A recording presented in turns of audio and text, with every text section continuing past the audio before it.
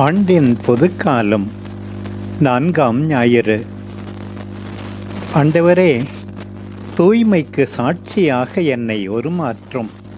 சீர்கேடுகள் நிறைந்த இந்த காலகட்டத்தில் ஒழுக்க நெறியை பலர் என் வழியாய் சுவாசிக்கச் செய்தருளும்.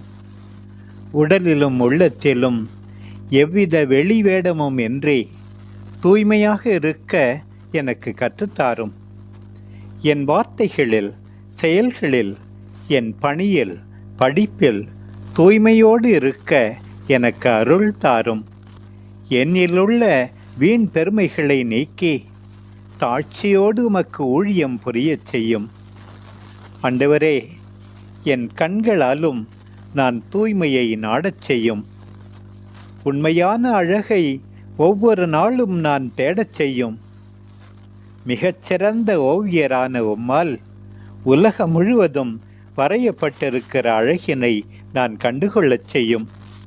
உம்மை அன்பு செய்து உம்மால் நான் உருமாறச் செய்யும்.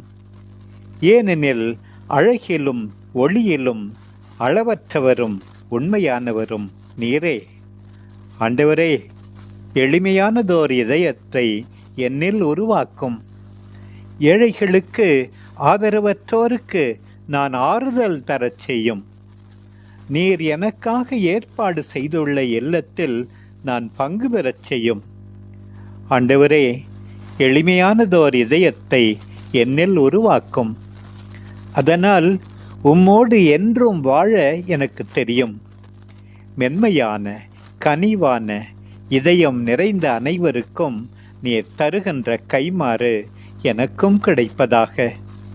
பணத்தையோ தற்காப்பையோ பதவியையோ பற்றி கொண்டிராமல் உம்மையே நம்பியிருக்கிறேன். என்னை கைவிடாதேயும் என் அன்பு தெய்வமே. ஆமேன்.